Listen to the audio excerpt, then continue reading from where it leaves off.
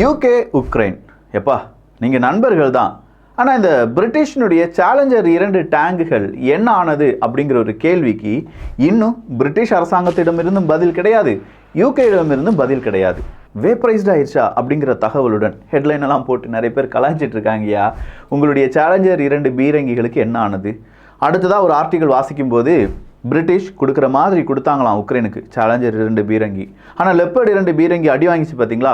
அது இல்லாமல் லெப்பர்டு 2 பீரங்கிகளை சும்மா சுக்குநூறாக போட்டு தள்ளிட்டு போலந்துக்கே திரும்ப அனுப்பி வச்சாங்க ரஷ்யா. அவங்க ஆல்ரெடி சொன்னாங்க, நீங்கள் எந்த பீரங்கிகள் கொடுத்தாலும் நாங்கள் தீக்கரையாக்கிடுவோம், கொஞ்சம் பார்த்து உஷாராக உங்களுடைய பீரங்கிகளை கொடுங்க, தேவையில்லாமல் உங்களுடைய வெப்பன் மீதான அந்த நன்மதிப்பை கெடுத்து கொள்ளாதீர்கள் அப்படின்னு சொல்லியிருந்தாங்க. ஸோ இப்போது இந்த லெப்பர்டு 2 பீரங்கிகளுக்காக மிகப்பெரிய அளவில் ஒரு ஃபேக்ட்ரியை தொடங்க போகிறாங்க. ஏன்னா எல்லாமே டேமேஜ் ஆயிடுச்சு. போலந்தில் அந்த ஃபேக்ட்ரியை தொடங்கலாமா, நாட்டோவின் சார்பாக அந்த ஃபேக்ட்ரி இருக்கட்டும் அப்படின்னு சொல்லி பல தகவல்கள் வெளியான பிறகும் இந்த சேலஞ்சர் 2 அப்படிங்கிற அந்த பீரங்கியை பற்றி அதிகமாக பேச்சுக்களும் இல்லை, அதை பற்றியான விஷுவல்ஸும் எதுவுமே இல்லை. அப்போ பிரிட்டிஷ் அரசாங்கம் கேட்டிருக்காங்க, கொடுக்குற மாதிரி கொடுப்போம், நீங்கள் யூஸ் பண்ணாதீங்க, ட்ரைனிங்காக அதை யூஸ் பண்ணிக்கோங்க, மெயின் பேட்டில் டேங்காக நீங்கள் வேறு எதையாவது யூஸ் பண்ணிக்கோங்கப்பா அப்படின்னு சொல்லி தான் டீல் போட்டிருக்காங்களாம். அந்த டீல் காரணமாகத்தான் பிரிட்டிஷ் அரசாங்கத்தினுடைய சேலஞ்சர் 2 டேங்குகள் வெளிவராமல் இருக்குது. ஆனால் இன்னொரு விளக்கத்தை வச்சா பூதம் வரும் அப்படிங்கிறது நமக்கு தெரியும். ஒரு பெரும்பூதம் வந்தால் அந்த பெரும்பூதம் ரஷ்யாவுக்கு நன்மை செய்ய போகிறது என்றால் அந்த மாதிரி ஒரு வெப்பனை களமிறக்க போகிறாங்க ரஷ்யா. அந்த வெப்பன் வேறு எதுவுமே இல்லை, KH-50 அப்படிங்கிறது தான் ஒரு மிசைல். இந்த மிசைல் என்ன மேஜிக் செய்ய போகுது அதை தான் இந்த ஒரு பதிவில் பார்க்க போகிறோம். பார்த்துடலாமா?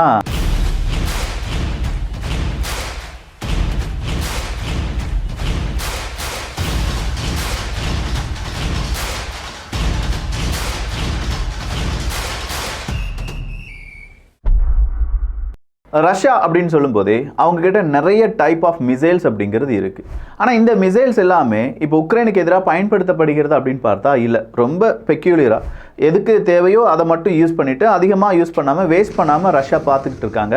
ஏன்னா யுத்தம் தொடங்கி கிட்டத்தட்ட ஒரு 550 தினங்களுக்கும் தாண்டிடுச்சு. அப்படின்னா அந்த யுத்தம் இன்னும் பல வருடங்கள் போகலாம் அப்படின்னு சொல்லப்படுது. இல்லை நிறைய மிசைல்ஸை நம்ம இப்போ யூஸ் பண்ணிட்டோம்னா நம்ம என்ன செஞ்சுருவோம், நம்முடைய ஸ்டாக் பீல்ஸ்லேருந்து அதெல்லாம் காணாமல் போயிடும், சீக்கிரமாக நம்ம எல்லா நாடுகளும் சேர்ந்து அடிச்சிருவாங்க அப்படிங்கிற பயமும் ரஷ்யாட்ட இருக்கலாம். ஸோ அந்த வகையில் பார்க்க போனால் ரஷ்யாட்ட ரொம்ப பிரம்மாண்டமான மிசைல் இல்லாட்டி ஹெவி மிசைல்ஸ் அப்படின்னு சொல்கிறது KH-101 இருக்குது, KH-55 இருக்குது. அதை பார்ப்பதற்கே அவ்வளோ பிரம்மாண்டமாக இருக்கும். அது இல்லாமல் ஸ்டெல்த்தி மிசைல்ஸ் அப்படின்னு சொல்லும்போது 3M14 கேலிபர் இருக்குது, KH-55 ஒரு ஸ்டெல்த்தி தான். இரண்டுமே ஒரு ஹெவியும் ஸ்டெல்த்தும் அப்படின்னு சொல்லி பார்க்கும்போது KH-55 தான்.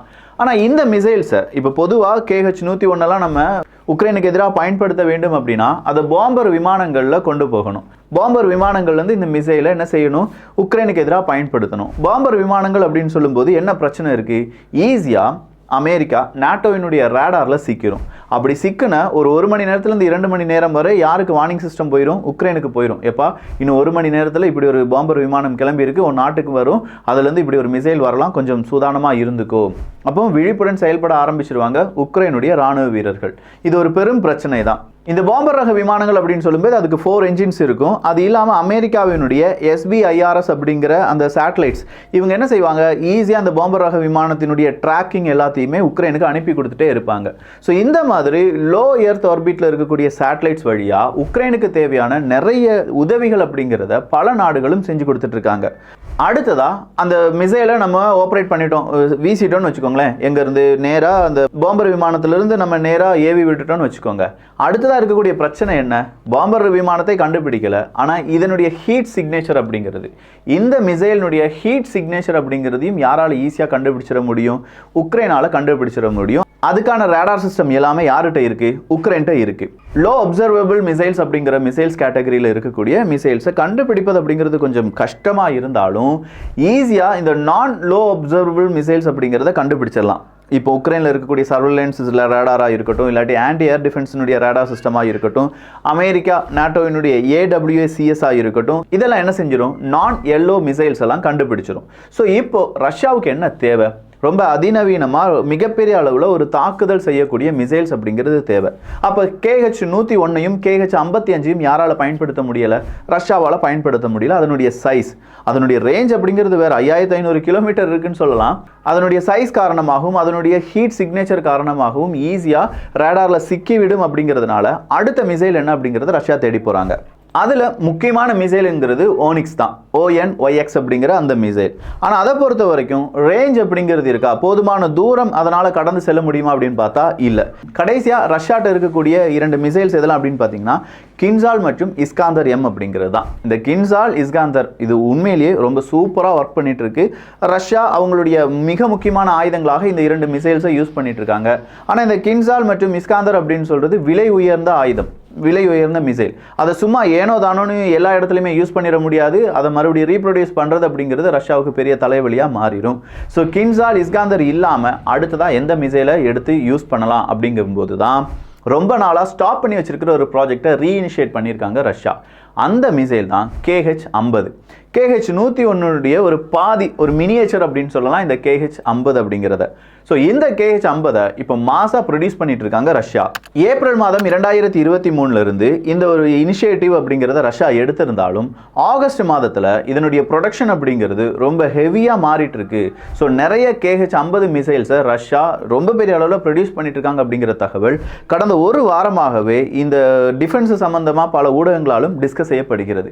அப்படின்னா இந்த KH-50 வந்துச்சுன்னா அதுதான் கேம் சேஞ்சரா? அப்படி ரொம்ப லாங் ரேஞ்சும் வேண்டாம், அதிகமாக ரேடாரில் சிக்கக்கூடாது, விலை குறைவாக இருக்க வேண்டும் அப்படின்னு சொல்கிற 10 பொருத்தமும் பக்காவாக இருக்கக்கூடிய ஒரு மிசைல் தான் KH-50 அப்படிங்கிற மிசைல். KH-101 அப்படிங்கிறத ரஷ்யா பெரிய அளவு ப்ரொடியூஸ் பண்ணிட்டு இருக்கும்போது தான் KH-50 அப்படிங்கிற அந்த மிசைலை வேண்டாம், இப்போதைக்கு அதை ப்ரொடியூஸ் பண்ண வேண்டாம்னு சொல்லி நிப்பாட்டி வைக்கிறாங்க. காரணம் என்ன? அதை விட அட்வான்ஸ்டாக, அதை விட ரொம்ப தூரம் போய் தாக்கி அழிக்கக்கூடிய KH-101 நம்மக்கிட்ட இருக்கு. அப்படின்னா ஏன் இந்த KH-50 அப்படிங்கிற மிசைலை உருவாக்க வேண்டும் அப்படிங்கிறது தான் ரஷ்யாவினுடைய எண்ணமாக இருந்தது. ஆனால் இந்த ரஷ்யா உக்ரைன் போர் இவ்வளோ தூரம் நீண்டு போகும் அப்படின்னும், இந்த நீண்டு போகிற யுத்தத்தில் ஷார்ட் ரேஞ்சில் நமக்கு இந்த மாதிரியான ஒரு வெப்பனும் தேவைப்படுகிறது அப்படிங்கிறதும் இப்போ இருக்கக்கூடிய சிச்சுவேஷனுக்கு தகுந்தது மாதிரி ரஷ்யா எடுக்கக்கூடிய மிக முக்கியமான முடிவாக பார்க்கப்படுகிறது. KH-50 அப்படிங்கிற இந்த மிசைலை பொறுத்த வரைக்கும் ஒரு மிட் ரேஞ்ச் மிசைல் தான். இதனுடைய வெயிட் மட்டுமே 1600 கிலோகிராம் இருக்கும், 1.5 டன் அப்படின்னு சொல்லலாம். அதே மாதிரி இதனுடைய என்ஜின், டர்போஃபேன் என்ஜின் அப்படின்னு சொல்றது OMKB ZLIS 3704 அப்படிங்கிறது டர்போஃபேன் என்ஜின் தான். அடுத்ததா இதனுடைய ரேஞ்ச் அப்படிங்கிறது 1500 கிலோமீட்டர் தான். நான் சொன்னேன் இதனுடைய அந்த மேக்ஸிமைஸ்டு வெர்ஷன் இருக்கு பார்த்தீங்களா, KH-101 அப்படிங்கிறது, அதனுடைய ரேஞ்ச் 5500 கிலோமீட்டர்னு சொல்றாங்க. இந்த KH-50 ரேஞ்ச் 1500 கிலோமீட்டர் தான். ஸோ 1500 கிலோமீட்டர் ரேஞ்ச் இப்போ இந்த யுத்தத்தில் ஒர்த்தானது. அடுத்ததா இதனுடைய க்ரூயிஸ் ஸ்பீட் அப்படிங்கிறது 700 kph, கிலோமீட்டர் பெர் ஹவர். அப்படி இல்லைனா மேக்ஸிமம் அதனால் 950 kph அளவுக்கு தான் இதனால் க்ரூயிஸ் பண்ண முடியும். இந்த க்ரூயிஸ் மிசைலை பொறுத்த வரைக்கும் அதனுடைய வேகம் அதிகரிக்க அதிகரிக்க அதனுடைய ரேஞ்ச் கம்மியாயிட்டே இருக்கும். அதனால தான் இப்போ இந்த KH-50 அப்படிங்கிறதுக்கான க்ரூயிஸ் மிசைலுக்கு வேகம் நார்மலாக ஒரு 900 இல்லாட்டி 700லேருந்து 900 கிலோமீட்டர் பெர் ஹவர் அப்படிங்கிற ரேஞ்சில் நிப்பாட்டியிருக்காங்க. இதனுடைய கிராஸ் செக்ஷன் தான் ரொம்ப முக்கியமானது. கிராஸ் செக்ஷன் எந்த அளவுக்கு கம்மியாக இருக்கோ அந்த அளவுக்கு ரேடார்லேருந்து அதனுடைய அந்த கண்காணிக்கும் திறன் அப்படிங்கிறது குறைஞ்சிக்கிட்டே இருக்குது. இது ஃப்ளாட்டன் டைப் கிராஸ் செக்ஷன் ரொம்பவே கம்மியாக இருக்கக்கூடிய ஒரு மிசைல்னால ரேடாரில் சீக்கிரமாக சிக்காத இந்த மிசைல் அப்படிங்கிறது ஒரு எல்லோ ஷேப்பிங் தான், அதாவது லோ அப்சர்வபிள் ஷேப்பிங் தான். இந்த எல்லோ ஷேப்பிங்கில் இருக்கக்கூடிய இந்த மிசைல் கண்டிப்பாக உக்ரைனுக்கு பெரிய ஒரு தலைவலியை ஏற்படுத்தலாம். அதே மாதிரி இதனுடைய அந்த ஏர் ஃப்ரேம் இருக்குது பார்த்தீங்களா, அது ரேடார் சிக்னேச்சர் ரிடக்ஷன் ஏர் ஃப்ரேம் மாதிரியான டெக்னாலஜியை யூஸ் பண்ணியிருக்காங்க.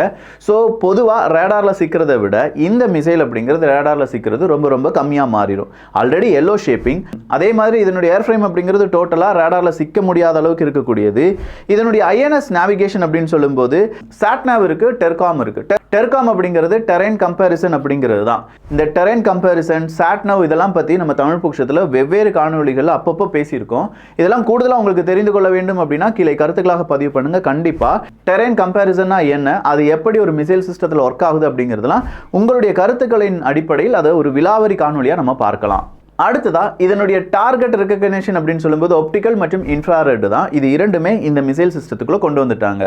இதில் மிக முக்கியமாக இந்த KH-50 பொறுத்த வரைக்கும் electro optical digital correlating system நேவிகேஷனுக்காகவும் டார்கெட்டை ரெகக்னைஸ் பண்ணுறதுக்காகவும் இந்த electro optical digital correlation system அப்படிங்கிறத யூஸ் பண்ணுறாங்க. இதே டெக்னாலஜி யார்கிட்ட இருக்குது? அமெரிக்காட்ட DSMAC அப்படின்னு சொல்லுவாங்க. இதே டெக்னாலஜியை ரஷ்யாவை பொறுத்த வரைக்கும் ஆட்பிளஸ்க் அப்படின்னு சொல்லுவாங்க. ஸோ ஆட்பிளஸ்க் டெக்னாலஜி வழியாக இந்த மிசைல் சிஸ்டம் ஈஸியாக அதனுடைய ஒரு டார்கெட் என்ன, அது எப்படி அந்த டார்கெட்டை அடைய வேண்டும் அப்படிங்கிற கம்ப்ளீட் பேக்கேஜாக இந்த KH-50 வடிவமைத்திருக்கிறது ரஷ்யா. கிட்டத்தட்ட ஒரு 6 மீட்டர் இருக்குன்னு சொல்கிறாங்க. அதாவது KH-101 விட 1.5 மீட்டர் ஷார்ட்டர், 800 கிலோகிராம். KH-101 விட 800 கிலோகிராம் அளவுக்கு வெயிட் கம்மியாக இருக்கும் KH-50.